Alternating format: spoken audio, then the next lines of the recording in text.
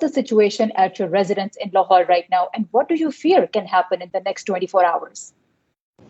What will happen in the next 24 hours, I have no idea. Before your arrest, you had many times said that if something happens to you, there will be violence and that your supporters will not spare anyone. Do you and your party leaders take any responsibility for the violence that happened? Absolutely not. And the reason is very simple. Whenever we say there will be protests, they have always been peaceful protests.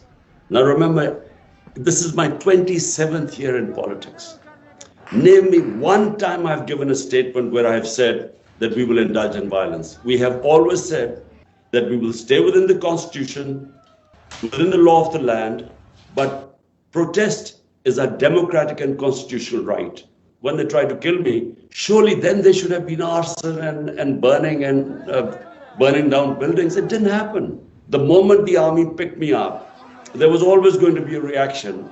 Or when they abducted me, proved by the Supreme Court that it was abduction, unlawful, there was always going to be a reaction. You have used aggressive language many times, saying things like, I will hang these thieves upside down. Don't you think that when these kind of statements come from a leader, that they create a sense of not just anger, but also a sense of entitlement, that if we're angry and we're upset, we are entitled to go out and do whatever we want to express that anger?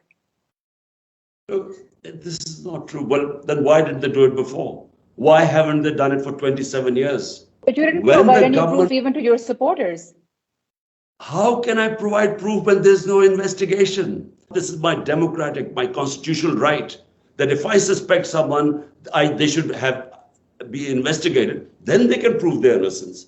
I wasn't allowed my right to have a proper investigation. So, must remember the background behind it. There's a huge amount of suspicion. There's a lot of fear that they would pick me up. So I have time and again said, look, if you want to come and arrest me, just come up with a warrant and I will give myself up. So when they brought you a warrant in mid-March, why didn't you give yourself up at that time? Because it was illegal. All you're seeing right now, the crackdown on PTI, is to somehow make us so weak that we can't compete in the elections.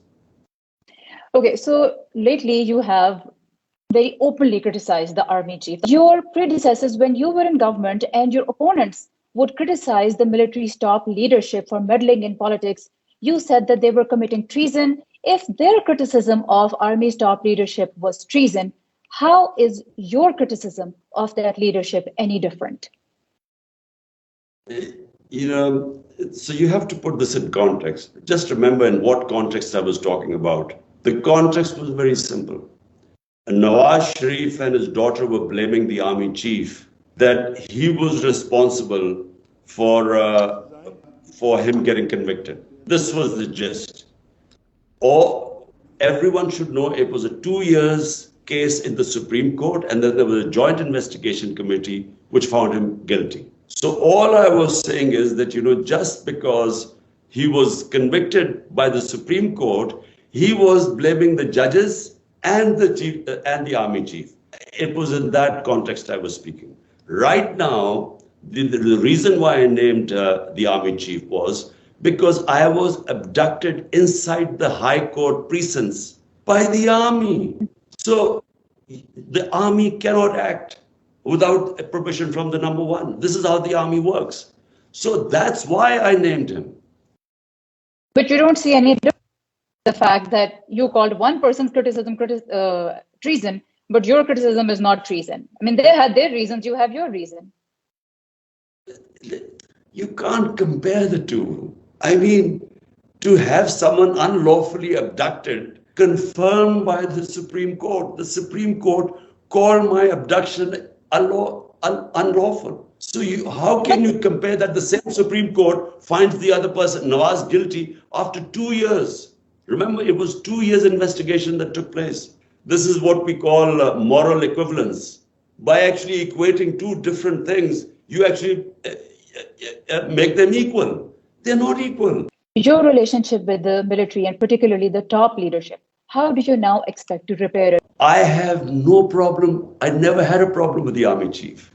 In fact, several times, when I thought he was he would be saying, I would hear that he was saying these things about me which weren't true. I would try to reach out to him to clear the issues.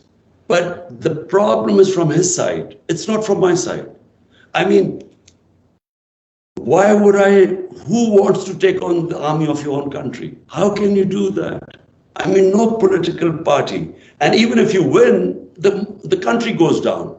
You don't want to weaken your own army. So let me repeat, the issue is not from my side. It's from his side. And for the life of mine, I can't work out what is in his mind that he's decided that whatever happens, Imran Khan should not come to power. Former Prime Minister of Pakistan, Imran Khan, thank you very much for speaking with Voice of America. Thank you. Thank you.